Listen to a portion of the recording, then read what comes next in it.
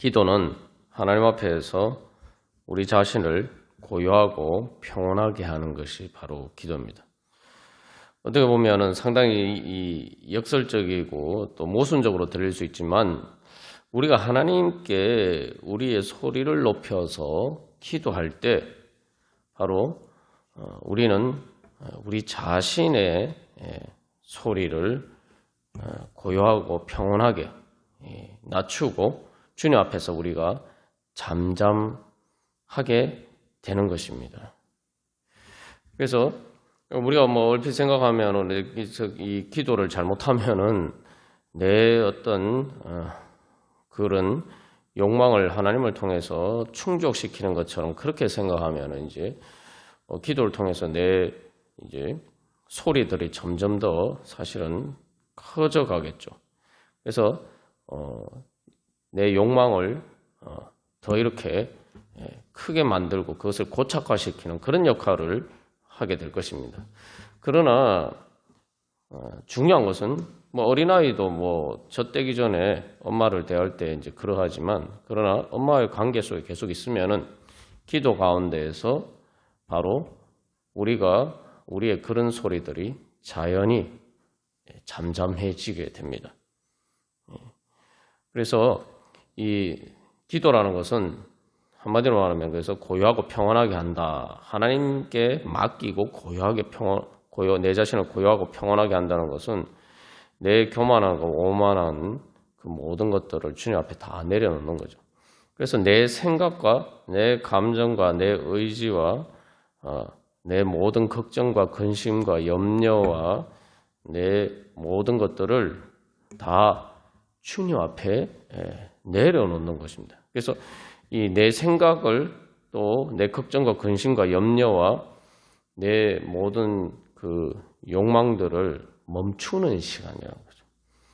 우리가 여러 가지 걱정, 근심, 예를 들면은 걱정, 근심이 있을 때 주님 앞에 그걸 가지고 나아갈 때에 어떻게 보면 기도할 때에 정말 간절한 마음으로 답답해서 주님 앞에 막 아뢰지만 그러나 내가 그것을 그냥 내 혼자 걱정하고 근심하면은 그것들이 내 안에서 점점 커져가요. 그래서 문제가 해결되는 게 아니라 사실은 우리가 학생들이 시험 칠 때도 보면은 두려워하고 또 걱정하고 마음이 불안하면은 알던 것도 잘 생각이 안 나죠. 마찬가지입니다, 우리도. 그래서 우리 스스로 걱정하고 근심하면은 내 마음이 점점 더 복잡해지고 그 걱정과 근심과 염려의 어두운 그림자가 더 짙어지고 그래서 내 영혼을 뒤덮게 만듭니다. 그게 바로 사실은 교만한 거예요. 뭐냐면 그래서 그것을 내 스스로 붙들고 있는 것. 내가 해결할 수 없으면서 내가 스스로 붙들고 있는 거예요. 사실은 그게 교만한 거예요. 그러나 우리가 똑같은 걱정과 근심과 염려를 해도 그런 문제들을 가지고 주님 앞에 기도하면은 바로 그러한 것들이 커지는 것이 아니라 내가 사실은 기도하면서 걱정과 근심과 염려를 주님께 내려놓고 맡기는 게 된단 말이죠. 내가 붙들고 있는 게 아니고 그것을 주님께 말 그대로 맡겨드리기 때문에 그 과정에서 자연스럽게 성령님께서 역사하셔서 내가 그것을 자연스럽게 놓을 수 있게 되고 그것을 주님께 맡김으로써 내가 그것에서 자유할 수 있게 되는 거예요. 그리고 그러면은 바로 내 걱정과 근심과 염려를 초월하는 그 문제를 해결해 주실 수 있는 하나님을 만나게 되고 그 하나님의 음성을 들을 수 있게 됩니다. 그래서 그게 바로 이제 사실은 믿음이죠. 그래서 우리의 기도는 믿음의 표현이에요. 그래서 우리가 비록 기도할 때에 젖 먹는 아이처럼 그렇게 주님 앞에 나아간다 할지라도 그 과정 가운데서 하나님께서 말 그대로 우리의 어머니처럼 그렇게 우리를 보듬 안아주시기 때문에 기도 자체를 통해서 그 엄마 품에 안기듯이 그렇게 하나님의 사랑의 품에 우리가 안기게 되기 때문에 그것을 통해서 자연스럽게 내 자신을 초월하는 하나님을 만나게 돼요. 그러면서 주님 앞에서 내가 정말 말 그대로 내 자신을 고요하고 평온하게 하는 게 아니라 하는 것을 넘어서 하나님께서 내 마음에 세상이 줄 수 없는 평안을 주시는 그런 은혜를 경험하게 됩니다. 그게 바로 기도를 통해서 우리가 누리게 되는 축복이죠. 그래서 어떻게 보면은 젖먹는 아이에서 젖된 아이로 영적으로 성장하기 위해서 가장 중요한 것은 내가 어쨌든 간에 기도하면서 주님 앞에 나아가는 거예요. 그래서 이 시편 131편 3절에서도 결론이 뭡니까? 이스라엘아 지금부터 영원까지 여호와를 바랄지어다. 하나님을 향한 소망을 가져라는 거죠. 이게 이제 지금부터 영원까지 여호와를 바라는 것이 바로 교만하고 오만한 것과 반대되는 거죠. 내가 주님을 바란다는 것은 뭡니까? 그 자체가 사실은 겸손이에요. 겸손한 기도를 하면 우리가 저절로 겸손하게 됩니다. 그러나 교만한 사람은 영적인 교만의 가장 큰 증거는 영적인 교만의 가장 큰 징후는 주님 앞에 기도하러 나오지 않는 것, 주님을 바라지 않는 것. 그게 바로 사실은 영적인 교만이에요. 그러나 우리가 부족해도 주님 앞에 나오게 되면은 바로 우리가 저절로 겸손해지게 되고 마치 엄마 품에 안긴 것처럼 바로 그 겸손을 통해서 우리가 하나님의 은혜를 받을 수 있는 그릇으로 변화가 됩니다. 겸손은 단순히 내 자신이 낮아지는 게 아니라 바로 어떻게 보면은 젖먹는 아이가 젖된 아이로 성장하는 거예요. 낮아지는 게 아니라 사실은 더 믿음이 성장을 통해서 하나님께 더 올라가는 거예요. 그래서 이 시편 131편의 표제가 성전에 올라가는 노래 아닙니까? 그죠? 겸손해야지 우리가 올라갈 수 있어요. 예수님도 보면 그래서 십자가에서 죽기까지 복종하시고 자기를 낮추시고 그래서 이제 빌립보서에서는 너희들이 그 예수 그리스도의 마음을 본받아라. 그렇게 할 때 하나님께서 우리를 높여준다. 그래서 이 젖먹는 아이는 사실은 그래서 교만해요. 아이인데 아이인 것을 인정하지 않는 거. 그러나 젖된 아이는 자신이 아이인 것을 인정할 때 그렇기 때문에 주님을 믿고 의지할 때에 바로 이 하나님을 만나게 되고 그래서 하나님께서 높여주시는 바로 그 은혜를 경험해요. 내가 높아지려고 해서 그런 게 아니라 하나님께서 나를 세워주시고 높여주시는 그런 은혜를 경험하게 됩니다. 그래서 우리가 오늘도 그런 은혜 삼하면서 주님 앞에 나아가도록 하겠습니다. 그래서 우리 찬송가 149장 우리 찬양 들으시겠습니다. 그래서 이 찬양은 십자가에 달리신 주님을 생각하는다라는 찬양이죠. 예. 그래서 우리가 사실은 그래서 이제 젖된 아이에서 젖먹는 아이에서 젖된 아이로 성장하려면 우리의 우상이 깨어져야 돼요. 우리의 우상이라는 게 사실은 이제 내 한계 안에 하나님을 가두는 거예요. 그러니까 내 한계 안에 하나님을 가두면은 뭐 하나님이야 내가 내 한계 안에 하나님을 가둔다고 뭐 하나님이 뭐 작아지십니까? 아닙니다. 하나님은 내가 하나님을 어떻게 생각하든지 하나님은 살아계신 하나님이에요. 크신 하나님은 그대로 계신. 문제는 내가 하나님을 내 한계 아래 가두면 다시 말하면은 내가 원하는 것을 들어주셔야만 하나님이다. 내가 원하는 것을 내가 기도했는데도 안 이루어지면은 하나님이 아니다. 이렇게 생각하는 게 이게 이제 젖먹는 아이. 자기 기준에 따라서 생각을. 그러면 하나님을 자기 한계 아래 가두면은 결국은 나의 한계를 초월할 수 있게 해주시는 그 살아계신 하나님을 못 만난다는 거죠. 예. 그래서 십자가를 통해서 사실 주 달려 죽은 십자가 우리가 생각할 때에 그 십자가가 뭡니까? 예수님께서 내 대신 십자가 달리신 거 아니에요. 그래서 이 십자가를 바라보면서 바로 우리가 자기를 부인하고 내 자신이 그러니까 내 한계 안에 하나님을 내 한계 안에 가두고 내 우상을 내가 바라는 것을 이루어 주시지 않는 하나님, 그러나 나에게 말씀하시는 하나님, 그 하나님을 만나요. 이제 우리가 이 지난주 말씀을 통해서 살펴본 것처럼 베드로나 가룟 유다나 다 그런 이제 문제가 있어요. 예수님이 내가 원하는 예수님이 내가 원하는 대로 내 생각대로 움직여 주시지 않으면은 이제 나의 주님이 아닌 거예요. 그러니까 뭐 우리가 당연히 그렇게 생각하지는 않죠. 뭐 가룟 유다처럼 예수님을 사실은 그렇게 배신하지 않는다고 하더라도 베드로처럼 예수님을 주님이라고 하면서도 내 생각에 딱 맞춰서 그 기준에 맞는 예수님만 내가 따르면은 이제 그게 이제 우상이죠. 결국은 그런 우리의 우상을 하나님을 내 한계 안에 가두는 그러한 우리의 우상이 바로 예수님을 십자가. 왜냐하면 우리의 주님인 둘이 될 수가 없고 우상이거나 진짜 살아계신 하나님 예수님이거나. 이제 결국 우리가 우상을 섬기면은 진짜 예수님은 우리 안에 살아 계실 수가 없는 거죠. 신은 그렇기 때문에 그게 바로 이제 예수님 십자가에 못 박는 거죠. 그래서 이제 사실은 이제 예수님 십자가에 못 박히시는 사건을 통해서 이제 특별히 제자들에게 있어서 보면 그게 이제 잘 나타나죠. 그 십자가 사건의 의미가 뭔지. 그게 이제 사실은 이제 또 우리 예수를 믿는 우리들도 마찬가지입니다. 제자들에게 나타난 가장 큰 저 십자가 사건을 통해서 보여준 증거는 제자들의 마음 안에 있는 우상이 깨어있어요. 제자들이 바라던 예수님, 예수님을 통해서 자기들이 얻기를 원했던 것들이 산산이 다 깨어져 버렸어요.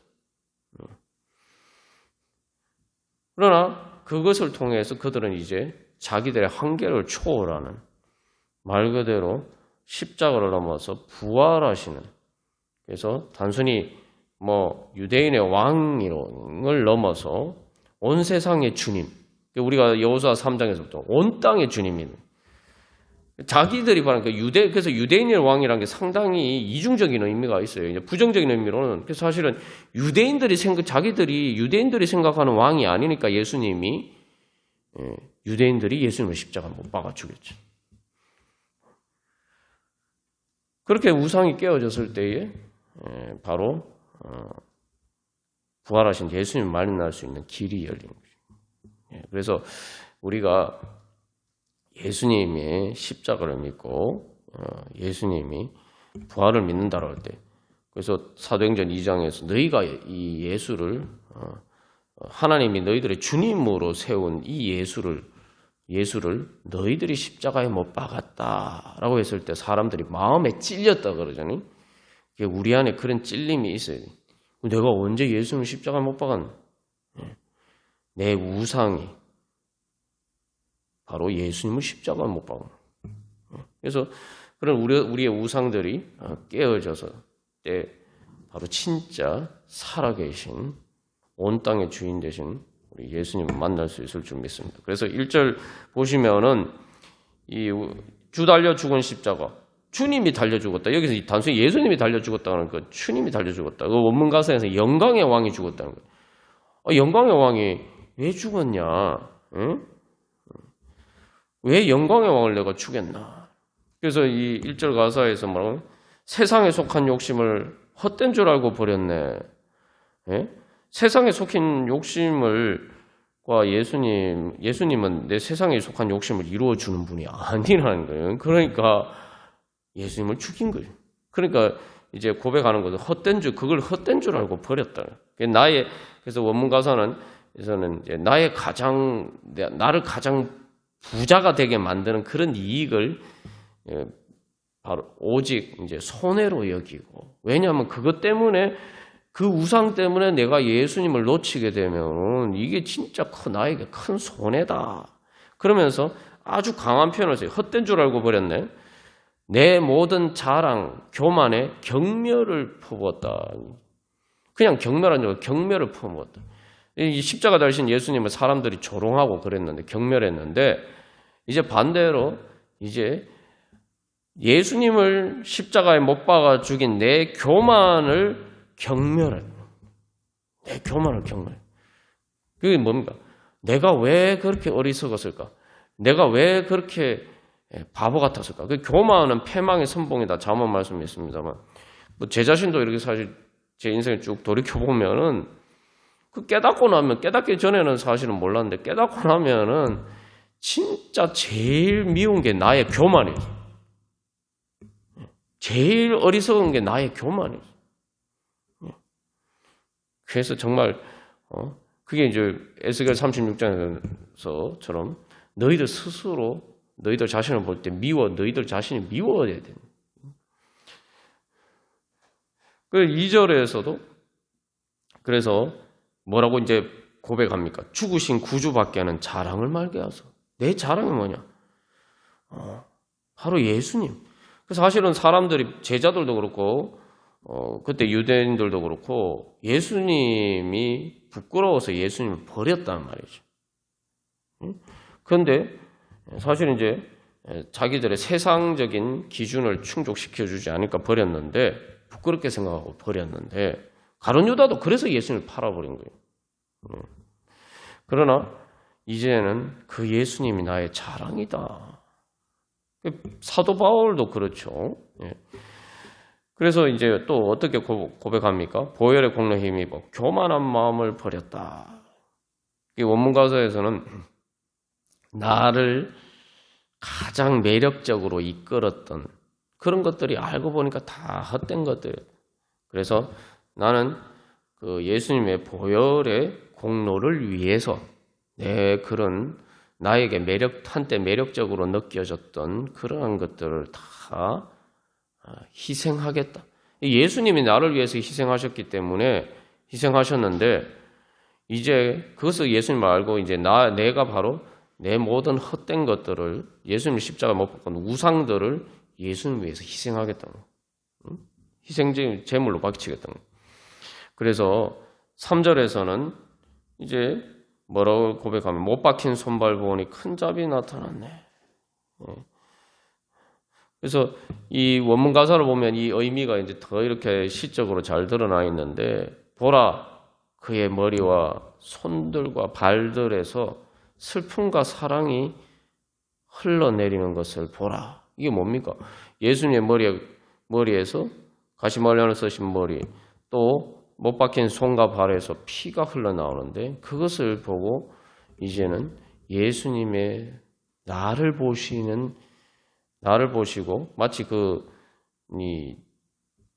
젖 먹는 어린아이를 엄마가 봤을 때 느끼는 그런 여기 자비라고 또 표현이 되어 있습니다만 바로 그러한 마음, 그 예수님의 슬픔 그리고 또한 그 사랑이 흘러내려왔다. 그래서 이제 그렇게 고백하는 거예요. 지금까지 이런 사랑과 슬픔을 만나보았는가? 가시면류관을 쓰신 그런 왕을 보았는가? 예수님이 참 슬프신 거예요. 이게 이제 여러분들 자녀를 키워보셨으니까 다 잘 이해를 하실 수 있는 내용이죠. 그 자녀가 젖을 떼려고 할 때 젖 안 떼려고 막 떼를 쓰고 그렇게 하잖아요. 그죠? 그럴 때 엄마를 믿지 못하고 그렇게 떼를 쓰는 자녀를 보면은 엄마의 마음이 어떻습니까? 그런 슬픔입니다. 우리가 사실은 제 자신도 이렇게 보면은 하나님 앞에서 지금도 그렇고 내가 참 아직도 주님 보시기에 참 철이 없어서 없는 것들이 너무 많다. 그런 나를 보시고 예수님이 얼마나 슬프실까, 안타까우실까. 근데 사실은 이제 여러분 그런 주님의 마음을 깨달아 알면은 사실은 이제 젖된 아이가 되는 거죠.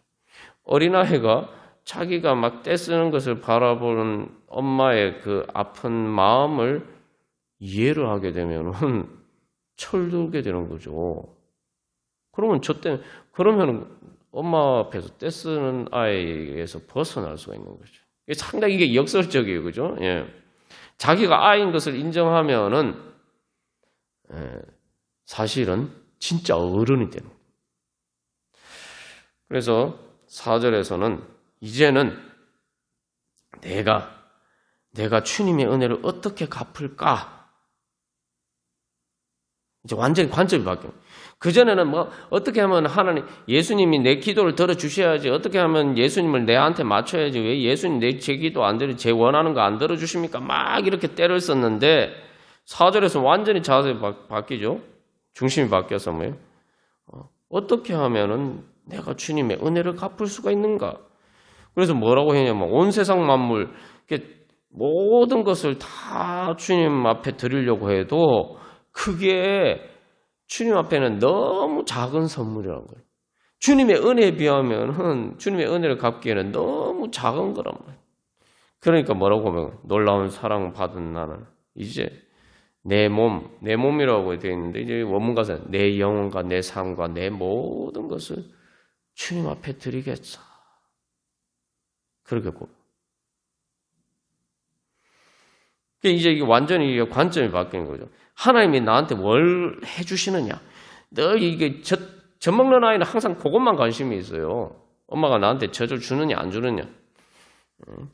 그러나 이제 젖된 아이가 되면은 이제 내가 엄마의 말을 듣게 되고 내가 어떻게 엄마의 사랑을 얻을 수 있을까. 이 관점이 바뀌어요. 그래서 내가 엄마한테 어떻게 해야 되나. 그러면 이제 신앙의 4단계로 이제 성장하는 겁니다. 이게 사실은 뭐 우리가 신앙 성장의 단계를 요즘 나누고 있습니다만 기도도 마찬가지고 신앙의 원리를 사실은 사람들과의 인격적인 관계, 특히 부모와 자녀과의 인격적인 관계에 비춰보면은 아주 자명하게 드러나요. 근데 우리가 뭐 내가 어른이 되고 또 내가 부모가 되면서 부모가 자녀를 볼 때 어떤 마음인지 잘 경험을 해봤음에도 불구하고 하나님 아버지 앞에 섰을 때 내가 하나님 아버지의 마음이 나를 보시는 하나님 아버지의 마음이 어떤가? 내가 이렇게 행동했을 때 내가 이런 생각하고 내가 이렇게 할 때 내가 얼마나 주님 앞에서 철부지 어린아이와 같았는가 이걸 잘 깨달아 알지 못한단 말이에요. 내 자녀에게서 내가 부모로서 그런 걸 잘 알면서도 정작 하나님 아버지와 하고 관계에서는 우리가 그런 걸 깨달아 알지 못할 때가 많아요. 예. 그래서 다시 한번 주님의 십자가 앞에서 주님, 제가 이제 정말 교만한 마음 버리고 정말 주님의 사랑의 품에 엄마 품에 안기듯이 그렇게 안길 수 있는 그러한 젖된 아이와 같은 겸손한 믿음으로 주님 앞에 서게 하여 주시옵소서. 그래서 주님의 사랑의 품에 안기는 세상이 줄 수 없는 그 평강의 하나님 나라 주여 경험하게 하여 주시옵소서. 우리 함께 찬양 드리시겠습니다.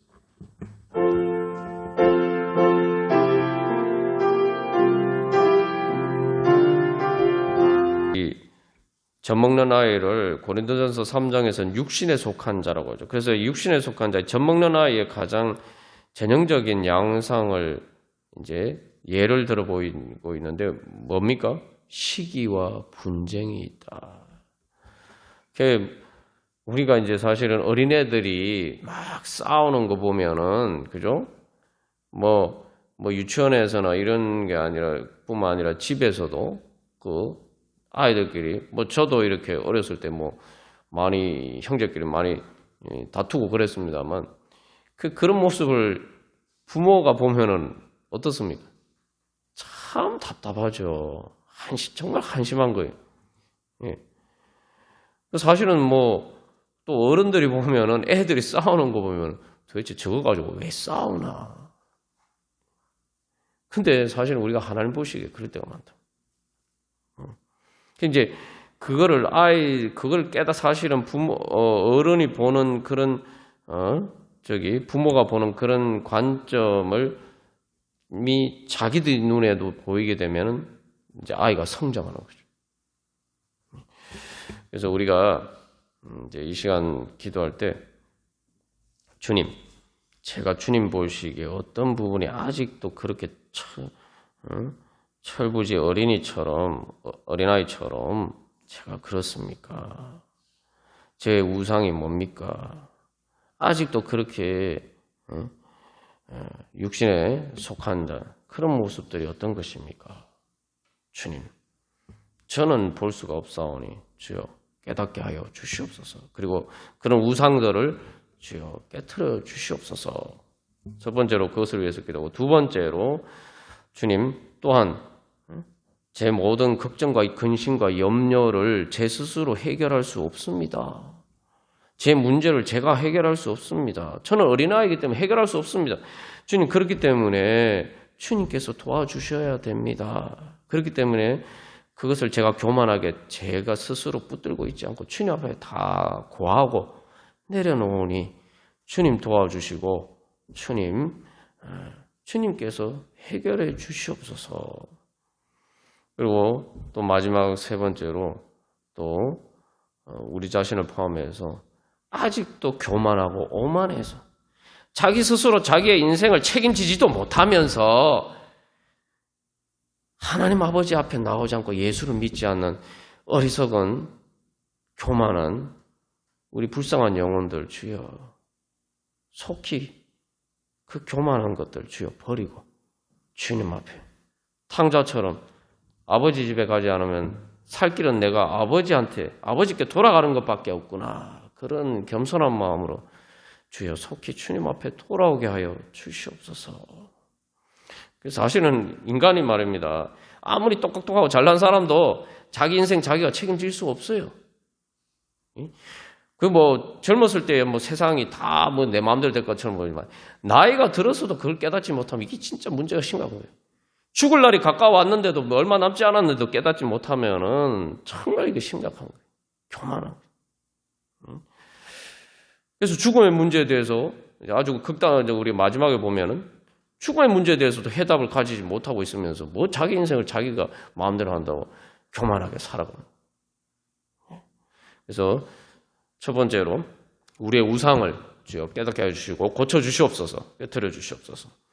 두 번째로 주님, 제 모든 걱정과 근심과 염려, 저의 모든 문제 제가 해결할 수 없습니다. 그럼 주님께 믿고 의지하고 주님 앞에 다 내려놓으니 주님께서 해결하시고 고쳐주시옵소서.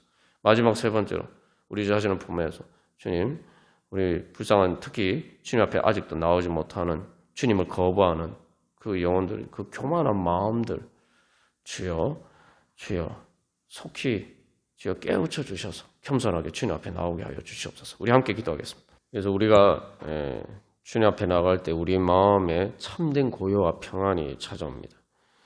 이게 내가 다윗이 고백하는 것처럼 내가 감당하지 못할 그러한 일을 자꾸 내 혼자 붙들고 있고 그것을 내 마음대로 하려고 하니까 자꾸 이렇게 내 마음이 풍파가 있는 거예요. 세상에서 사실은 우리가 세상의 편지풍파는 우리가 세상 살아가면서 피할 수 없습니다. 그건 불가피한 일이에요. 그게 꼭 세상 환경뿐만 아니라 다른 사람들을 통해서도 그렇고. 근데 문제는 그러한 풍파 가운데 같이 이렇게 동조하면서 흔들리는 내 자신이 문제라는 거예요. 왜냐하면 바로 세상의 편지풍파라는 게 다 뭡니까? 다 사람들을 통해서 오잖아요. 주로 사람들을 통해서 오잖아요. 그 사람들 안에 그 교만한 것과 그러한 것들이 나도 똑같이 그렇게 하니까 이게 동조가 돼가지고 이렇게 원래 파동이 점점 더 커지는 거예요. 응?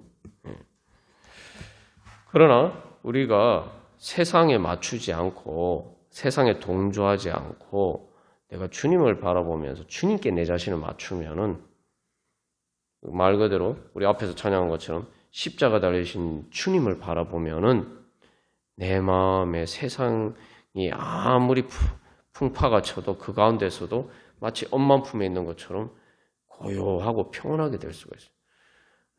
이거는 우리가 조금만 상식적으로 생각해봐도 당연히 알 수 있는 거죠. 제가 여기 가만히 있는데 지금 앞에서 이렇게 계속 이렇게 하잖아요. 이렇게 하는데 이 손가락을 삥삥 돌리는데 이걸 내가 계속 보고 있으면 어떻게 됩니까? 어디로서 감당이 안 돼요. 예. 그러나 이렇게 이런 돼 있는데 제가 이렇게 삥삥 도는 손가락을 보지 않고 눈을 감으면 어떻게 돼요? 나한테 아무런 영향을 못 미쳐요. 우리가 눈 감고 기도한다는 건 그런 겁니다. 그래서 내가 이 세상을 보지 않고 그래서 그 세상에 동조하는 내 마음의 그런 그 마음의 풍파를 따르지 않고 내가 주님을 바라볼 때. 그래서 엄마 품에 있다는 건 사실은 엄마 품에 있으면은 엄마 품에 있는 아이는 뭐 세상이 난리가 나도 뭐 세상 모르게 평안하잖아요. 예. 그게 바로 천국의 평안입니다. 예. 그래서 어떻게 보면 내가 붙잡은 걸 놔야지. 내가 보이는 것, 내 눈에 보이는 것, 내 생각과 판단과 그것에 따르는 것을 멈출 때에 여호수아 3장에서 우리가 나눈 것처럼 제사장들이 자기들 발을 물에 잠그고 멈추었을 때에 그때는 그 다음에는 마른 땅이 드러나면서 굳게 서게 되고 이제 하나님께서 일하시는 바로 그러한 거죠. 그러니까 내가 놓으면은 주님께서 일하시는 거예요. 내가 놓는 순간 내가 어떻게 놓습니까? 내 마음대로 하려 하지 않고 주님께 내려놓고 먼저 기도하는 거죠. 내가 주님께 내려놓는 방법 첫 번째 기도하는 거고 기도하면서 주님 앞에 그 문제를 가지고 나가는 거고 그 다음에 기도할 때 어떻게 그 다음에 또 해야 됩니까? 주님 제가 어떻게 해야 됩니까? 저는 이렇게 하기를 이렇게 됐으면 좋겠는데 주님이 원하시는 건 뭡니까? 제가 어떻게 하기를 주님 원하십니까? 그게 뭐예요? 그래서 내 손을 내려놓고 내가 붙잡고 있는 거 내가 감당 못하기 때문에 주님 저는 이 감당 못합니다 하면서 주님께 맡기고 그러면 그 다음에 주님이 말씀하시는 대로 내가 주님 따라가고 주님 그렇게 주님 따라갈 수 있도록 능력 주시옵소서 지혜와 능력 주시옵소서 하면은 그 다음에 주님께서 나를 이끌고 가시는 거예요. 주님께서 붙잡아 주시면은 주님이 붙잡아 주시면은 평안한 거죠. 만사 형통이 되는 거죠. 그래서 우리가 이제 바로 그렇게 우리가 주님 앞에 나갈 때 우리가 또 우리 성도 한 사람 한 사람이 그렇게 주님 앞에 굳게 설 때에 교회는 그렇게 세워지게 됩니다. 고린도전서 말씀에서 사도 바울이 육신에 속한 자로다 그러는데 이게 뭐냐면 고린도 교회 교인들이 영적이라고 하면서 막 자기가 신앙생활 뭐 여러 가지 은사도 경험하고 막 그러면서 영적이다라고 하는데 전부 다 교만해가지고 자기들끼리 싸운단 말이에요. 교회 안에서 성도들끼리 막 싸운단 말이에요. 그러니까 이제 사도 바울이 너희는 아직도 보니까 이게 쉽게 말하면 이게 우리식으로 아주 쉽게 이해할 수 있도록 말하면 너희가 아직도 젖먹는 어린애 같구나. 언제까지 그렇게 젖먹는 어린애처럼 그렇게 있으려고 하냐. 응? 너희들 수준이 그것밖에 안 되냐. 사실 그 얘기예요. 이게. 고린도전서 말씀. 그래서는 교회가 세워질 수가 없죠. 그래서 사실은 이제 그래서 우리가 바로 주님 앞에서 내가 젖먹는 아이에서 젖된 아이로 경험하는 그 신앙의 경험이 있어요. 그러한 경험들을 한 사람들이 모여서 진짜 그러면 그때부터 진짜 주님을 섬기는 교회가 될 수가 있는 거예요. 그래서 하나님께서 찾으시는 사람은 그래서 육신에 속한 자는 하나님의 일을 할 수가 없습니다. 육신을 속한 자를 통해서는 하나님의 역사가 일어날 수가 없어요. 그래서 사실은 이제 4단계부터 진짜 교회를 통해서 하나님의 역사에 참여하는 그러한 사람이 될 수가 있는 거예요. 그래서 참으로 그래서 왜냐하면은 젖된 아이가 되지 않으면은 하나님을 섬기지 않고 자기 자신을 섬기는 사람이거든요. 사실은 하나님을 섬긴다고 하면서 자기 자신을 섬기는 사람이기 때문에 진정한 참된 영과 진리로 드리는 예배를 드리는 사람이 아니기 때문에 그런 사람들을 통해서는 교회가 세워질 수가 없어요. 그러나 우리가 이제 그 찬양한 찬송가 149장에서 마지막 결론이 뭡니까? 주님의 은혜를 내가 어떻게 하면 갚을까? 내가 뭘 해도 주님의 은혜를 갚을 수 없으니 내 모든 것을 주님 앞에 다 제물로 드리게. 내가 할 수 있는 건 그것밖에 없구나. 이런 이제 믿음의 단계로 성장했을 때에 바로 하나님께서는 그런 사람들을 통해서 이제 교회를 세워가시는 거예요. 그래서 이제 교회, 하나님이 진짜 주님의 교회가 되려면은 우리 교회 가운데 얼마나 바로 그런 4단계 이상으로 성장한 사람들이 있느냐. 이게 이제 관건이죠. 그래서 우리가 다시 한번 주님, 제가 그런 사람 되기를 원합니다. 저는 그렇게 젖 먹는 어린아이처럼 그렇게 이제 더 이상 살지 않기를 원합니다. 여러분 한번 보십시오. 여러분 뭐 어린이집에 있는 아직 어린 아이들 보면은 하는 짓이 뭐 어른들 보기에는 유치하잖아요. 그죠? 유치하잖아요. 그 인생을 그렇게 계속 살아서 되겠어. 물론 어린아이는 어린아이니까 그 당연한 건데 내가 주님 앞에서 신앙생활 오래 했는데도 맨날 그렇게 살아서 내 인생을 그렇게 살다가 가면은 그 너무 허무하잖아요.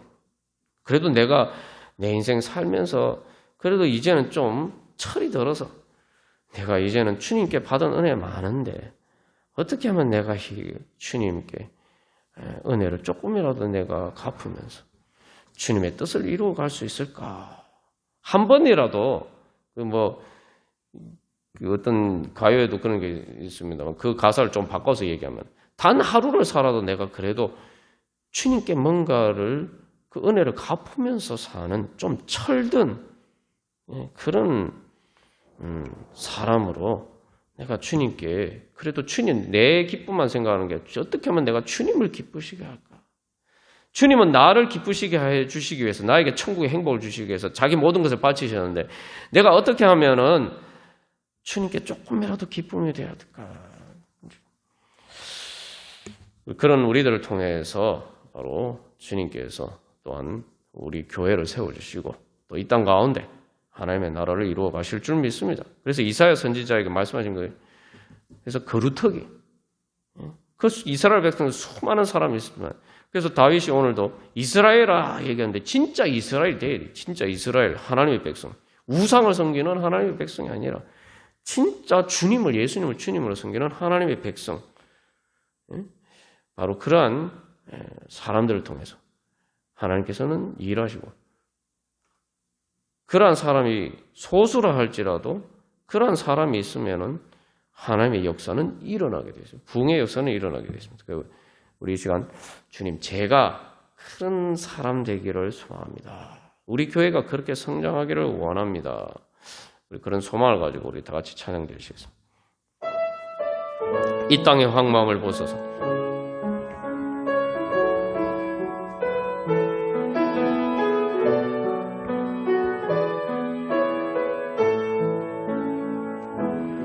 주님께서는 이 시간 기도의 자리 가운데 나간 우리들을 그루터기 남은 자로서 바로 그렇게 주님의 하나님 나라의 역사에 동참하는 그런 하나님 나라의 역사의 주인공으로 지금 이 자리에 있는 우리를 바로 내 자신을 불러주십니다. 여러분 믿으십니까? 그래서 우리가 다시 한번 이 찬양 부흥의 불길이 어떻게 타오르냐 말이죠. 바로 다 교만하고 오만해서 뭐가 문제인데 문제가 뭔지도 모르고 뭐가 문제인데 이러는 전부 다 이러고 있는데 우리의 재앙 용서하소서. 이 땅의 황망을 보고 여기서 중요한 건 저 사람들의 죄악이 아니에요. 우리의 재앙 용서하소서. 우리의 우상들을 태우셔. 내가 할 수 없기 때문에 또 뭡니까? 주님을 믿고 의지하면서 성령의 불 임하여 주시옵소서. 그렇게 주님 앞에 기도하는 사람들을 통해서 하나님께서는 새 역사를 시작하십니다. 그래서 우리가 이제는 좀 우리 자신을 돌이켜보면서 다시 한번 좀 내가 내 다음 세대가 봤을 때에 나는 어떤 사람일까? 가나안 땅에 들어가지 못하고 불순종해서 40년을 광야에서 뺑뺑 돈 다음 세대가 봤을 때 우리의 자녀들이 또 우리 교회에 앞으로 우리 그 어린 영혼들이 봤을 때에 우리는 광야에서 뺑뺑 도는 그런 세대일 것인가? 아니면은 여호수아 갈렙과 을 따라서 바로 요단강을 건너가서 어떤 바로 그런 세대일 것인가? 우리를 봤을 때 우리의 젊은이나 우리의 어린 세대들 우리가 그들에게 야, 내가 이렇게 하나님을 경험했다. 내가 이렇게 주님의 말씀을 믿고 의지하고 따랐더니 요단강을 건널 수가 있었고 이렇게 가나안 땅을 정복할 수가 있었고 그렇게 하나님의 역사를 경험하고 성화의 열매, 하나님 나라의 열매를 내가 맺을 수 없었지만 주님께서 나를 인도하셔서 내가 그렇게 이러한 하나님의 나라를 경험했다 라고 간증하면서 그렇게 이끌어 줄 수 있는 여호수아와 갈렙 같은 그런 세대인가. 우리 교회에 우리 성도들이 이제는 다 그렇게 변화가 돼야 되지 않겠습니까? 우리 자녀들이 우리 부모를 봤을 때 그래서 나는 요단강을 건널 수 없었지만 우리의 이 말 그대로 그래서 진짜 영적으로 성숙한 어른 같은 젖된 아이 같은 바로 그러한 어른들이 우리 교회 안에 자꾸 이렇게 많아져야지. 그래야 하나님 우리 교회가 세워지지 않겠습니까? 그래야 우리 자신이 서고 또 우리의 다음 세대도 서고. 그래서 이 땅에 무너진 기초를 다시 쌓는. 어떻게 보면은 이스라엘 백성들이 그 전 세대는 40년 광야 뺑뺑 돌다가 죽어버렸잖아요. 그 다음 세대는 뭡니까, 그럼? 자기 전 세대에 그런 것 짐을 지고 부모가 다음 세대에 짐을 져줘야 되는데 다음 세대가 부모 세대에 짐을 지고 40년 그러면 20살 나이 이거 19살이면 40년 지나면 나이가 몇 살입니까? 40년 동안 부모 세대의 짐을 지고 뺑뺑 돌다 보니까 인생 벌써 다 갔어요. 그러나 그 다음 세대는 요단강을 건너가는 세대거든요. 그러니까 우리가 어떤 세대가 되고 내가 오늘 이 많은 사람들 중에 내가 어떤 사람, 우리 교회가 어떤 교회가 될 것이냐. 주님께서는 오늘도 우리를 부르십니다. 우리 이 시간 그래서 다시 한번 기도할 때 주님, 우리가 이제는 깨어서 우리 자식이 이 땅의 황망을 벗어서 우리의 영적인 상태를 보고 또 많은 영혼들의 영적인 상태를 보고 주여 불쌍히 여기소서. 주님 우리를 고쳐주시옵소서. 그래서 주님 앞에 나와서 자기 자신만을 위해서뿐만 아니라 교회를 위해서 다른 성도들을 위해서 또 다음 세대를 위해서 눈물로 주여 불쌍히 여겨주소서라고 기도하는 어른들이 우리 교회에 많이 나와야 돼요. 내가 그런 사람이 되지 못하면 우리가부터 제 자신부터 그래서 다시 한번 회개하고 주님 이제 우리를 고쳐주소서. 그래서 우리가 그렇게 기도하면서 주님 그래서 우리를 고쳐주셔서 이제 성령의 역사로 우리를 새롭게 하여 주셔서 이제 주님의 영광을 나타낼 수 있는 그러한 하나님의 사람 되게 하여 주시고 주님 왕같은 제사장이 되게 하여 주시고 그래서 우리 교회가 바로 또 이 땅 가운데 새로운 부흥의 역사를 일으킬 수 있는 그러한 믿음의 씨앗을 부릴 수 있는 그런 교회가 되게 하여 주시옵소서.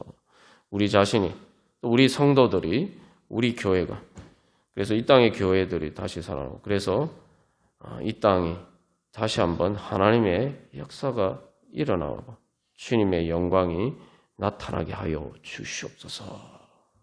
주님, 우리 교회가 바로 그러한 역사의 주인공이 되기를 원합니다. 주님의 부르심에 응답하기를 원합니다. 우리 그렇게 소망하면서 우리 다 함께 기도하겠습니다. 우리가 어차피 한 번 사는 인생인데 이제는 좀 젖된 아이처럼 그래서 내가 이 세상에 살 때에 하나님 아버지의 품 안에서 정말 엄마 품과 같은 그런 품에서 살아가는 우리가 그런 인생을 살아야 되지 않겠습니까? 세상 바람에 내가 다 움직이면은 내 마음이 불안하고 초조해서 가데스 바네에서 그 이스라엘 백성들처럼 공포에 사로잡혀서 어리석은 일을 할 수밖에 없지만 성령의 바람이 불어오면은 내 마음이 고요하고 잠잠해져. 그러면서 내가 살아나고 바로 내가 하나님 나라의 잔잔한 바다 가운데 배가 이렇게 잘 나갈 수 있죠. 폭풍이 치면 배가 잘 나갈 수가 없잖아요. 내 마음이 그렇게 고요하고 편하게 되면은 바로 순풍에 돛단 것처럼, 그죠? 그래서 성령의 바람에 이끌어서 그 순풍을 타고 하나님 나라를 향해서 전진할 수 있는 그런 삶이 됩니다. 우리가 어차피 한번 사는 인생인데 그래서 그 아이들 보면 그렇잖아요. 제가 자꾸 그 사실 아이들은 아직 어리고 미숙하기 때문에 당연합니다만, 그 사실은 별로 이렇게 싸울 일도 아닌 거 가지고 싸우고, 무슨 목숨 걸 일도 아닌데 그런 거 가지고 떼쓰고, 사실은 그 엄마가 떼쓰는 아이를 요구를 안 들어주는 이유가 뭡니까? 그거 들어주면 안 되니까 그런 거 아니에요? 단순히 사소한 일일 뿐만 아니라 오히려 해가 되는 일인데도 그 때를 쓰는 것처럼 우리가 그런 어리석은 자리에 있었다면, 그렇게 살면은 엄마는 둘째치고 자기 자신이 힘들죠. 하나님께서 우리에게 그렇게 살기를 원하지 않았습니다. 주님께서 우리를 사랑하시기 때문에. 이스라엘 백성들 광야에서 40년 그렇게 뺑뺑 돌았는데 하나님 이스라엘 백성들이 그렇게 하기를 원하지 않으셨어요. 그래서 어차피 한번 사는 인생, 이제는 엄마 품에 안긴 아이처럼 그렇게 살고, 그래서 여호수아와 갈렙처럼 한번 살아봐야 되지 않겠습니까? 그래서 여호수아와 갈렙은 사실은 그 부모 세대, 가나안 땅에 들어가지 못한 세대에 유일하게 남은 자들, 그 여호수아와 갈렙을 통해서 하나님께서는 그 다음 세대를 이끌게 하셨고, 그리고 갈렙을 보면은 끝까지 사실은 그래서 여호수아와 갈렙은 선두에 서서 다음 세대에 짐을 지고, 그래서 정복하기 어려운 헤브론 산지를 갈렙인 자기가 제일 앞서서 제일 무거운 짐이니까 그건 내가 해결하겠다. 그래서 사실은 이스라엘 역사에서 그 요단강을 건너간 그 세대만큼 영광의 세대가 어디 있습니까? 그죠? 그래서 사실은 그 요단강을 건너간 여호수아 갈렙과 그 다음 그들을 따라간 그 세대가 닦아놓은 기초 위에서 이스라엘이 그동안 그 이후에 계속 그 기초 위에서 살아간 거 아닙니까? 주님, 그래서 제가 큰 주님의 사람이 되고 싶습니다. 내가 할 수 없다고 하지만 주님을 따르면은 주님께서 나를 통해서, 주님께서 원하시는 사람은 교만한 사람이 아니고 겸손하게 순종하면서 주님 앞에 자신을 드리는 사람이. 아무리 잘났어도 교만한 사람은 하나님이 쓰실 수가 없어요. 그러나 겸손한 사람은 비록 능력이 없고 부족하고, 지금도 사람들 보기에 어떤 바보온달이 그런 거 아닙니까? 바보온달처럼 보일지 몰라도 주님 앞에 겸손한 사람은 하나님이 쓰실 수가 있어요. 어차피 하나님의 일은 사람의 능력으로 하는 게 하나님의 능력으로 하기 때문에. 그래서 내가 그리스도와 함께 십자가에 못 박혔나니, 이게 우리가 이 앞부분만 생각하면은 사실 진짜 이 말씀의 의미를 제대로 깨달아 알지 못해요. 사도 바울이 이게 사실은 담대한 포부입니다. 진짜 큰 비전이에요. 뭐요? 내가 그리스도와 함께 십자가에 못 박혔나니 그런즉 이제 내가 산 것이 아니라 오직 내 안에 예수께서 사신 것이라. 그러니까 뭐예요? 나를 통해서 내 몸이 하는 내 삶을 통해서 예수님이 사신 것처럼 하나님의 역사들이 일어나기를 원합니다. 이제 그런 소망의 찬양이죠. 그리고 또 갈라디아 2장 20절 말씀, 바로 그런 말씀입니다. 그래서 진짜 저 때 나이야말로 사실은 하나님 보시기에 가장 성숙한 하나님의 자녀, 우리가 그런 하나님의 사람이 되기를 원합니다. 우리 갈망하면서 소망하면서 우리 내가 그리스도와 함께 우리 찬양하고 우리 다 같이 기도드리시겠습니다.